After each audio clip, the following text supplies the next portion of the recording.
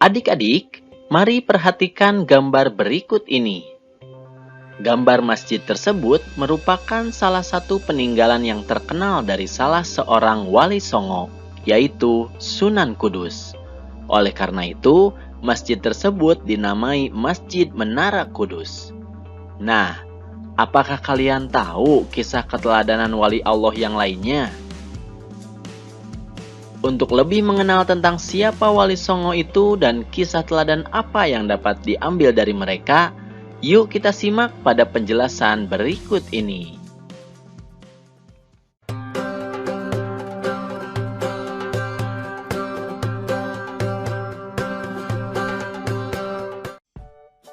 Assalamualaikum warahmatullahi wabarakatuh. Hai adik-adikku yang soleh dan solehah, bagaimana kabarnya? Semoga semuanya tetap sehat dan tetap semangat ya. Sebelum mulai, mari kita berdoa terlebih dahulu. Bismillahirrahmanirrahim. Rabbi zidni ilman warzuqni fahman. Adik-adik, kali ini kita akan mempelajari tentang kisah keteladanan Wali Songo. Setelah mempelajari materi ini, diharapkan kalian mampu memahami kisah keteladanan Wali Songo dan menceritakan kisah keteladanan Wali Songo. Sebelum dilanjutkan, untuk mendukung channel ini, jangan lupa like dan subscribe ya.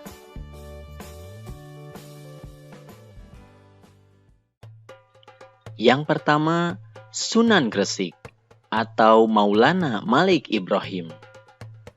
Maulana Malik Ibrahim disebut juga Sunan Gresik atau Sunan Tandes.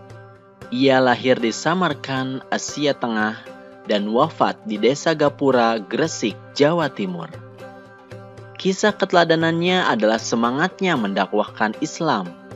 Sunan Gresik banyak membela rakyat Jawa yang tertindas oleh Majapahit. Ia juga mengajarkan cara-cara baru bercocok tanam. 2. Sunan Ampel atau Raden Rahmat.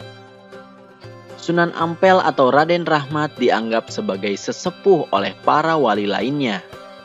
Makam Sunan Ampel terletak di dekat Masjid Ampel, Surabaya. Kisah keteladanan yang menarik adalah ketika Sunan Ampel berdakwah kepada Prabu Brawijaya. Meskipun akhirnya tidak memeluk agama Islam, Prabu Brawijaya terkesan dengan ajaran agama Islam sebagai ajaran budi pekerti yang mulia.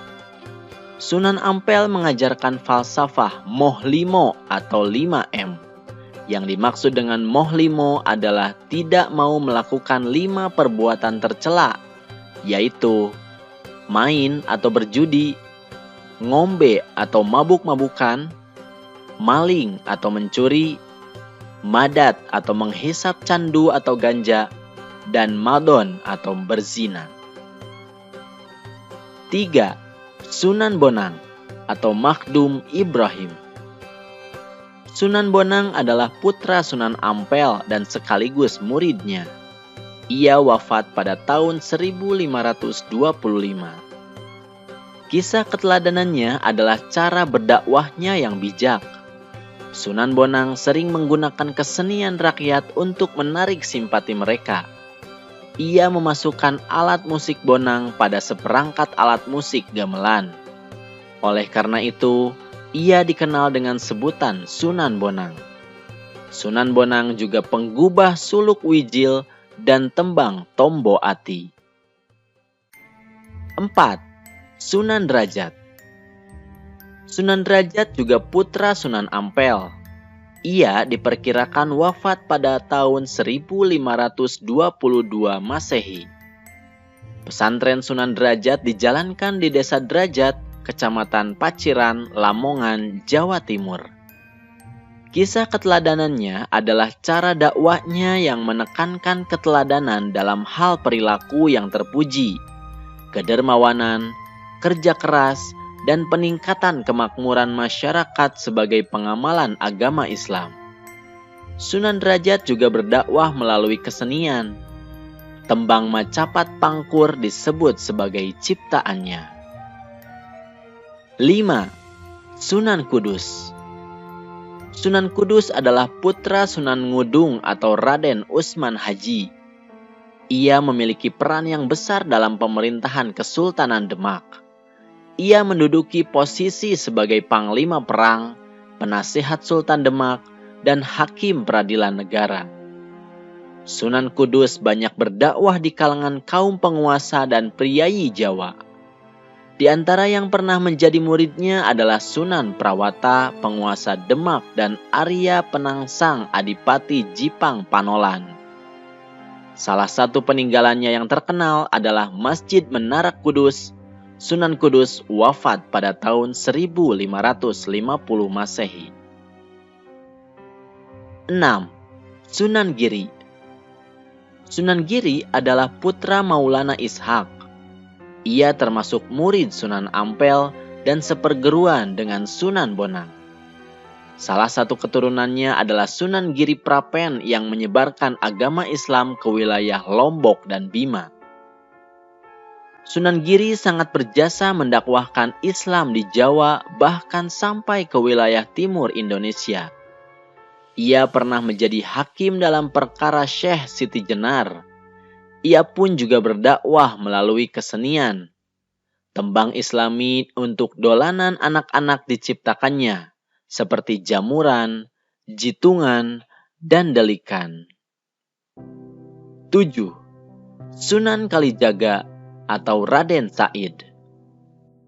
Sunan Kalijaga adalah putra Adipati Tuban yang bernama Tumenggung Wilatikta atau Raden Sahur atau Sayyid Ahmad bin Mansur atau Syekh Subakir.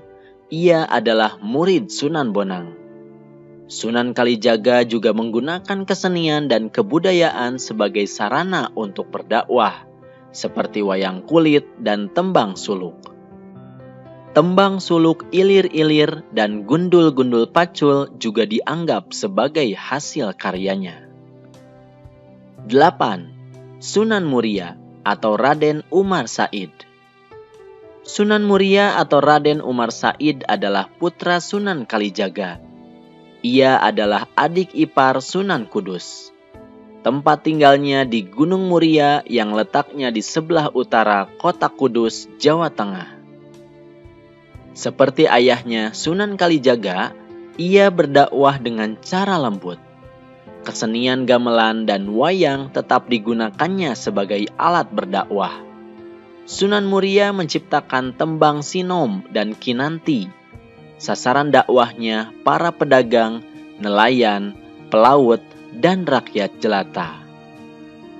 9. Sunan Gunung Jati atau Syarif Hidayatullah. Sunan Gunung Jati atau Syarif Hidayatullah adalah putra Syarif Abdullah Umdatuddin. Ia berjasa mengembangkan Cirebon sebagai pusat dakwah dan pemerintahannya yang kemudian menjadi Kesultanan Cirebon.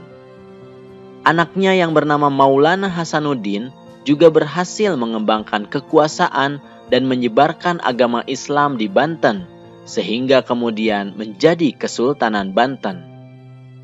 Sunan Gunung Jati memberikan keteladanan yang baik dalam bekerja. Ia sering ikut bermusyawarah dengan para wali lainnya di Masjid Demak.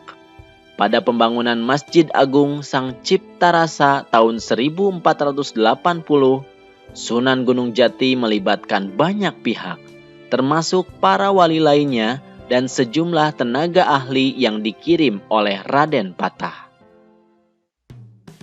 Alhamdulillahirabbil alamin, materinya sudah selesai. Semoga sekarang kalian sudah mampu memahami dan menceritakan kisah keteladanan Wali Songo. Terima kasih atas perhatiannya dan mohon maaf jika ada kesalahan.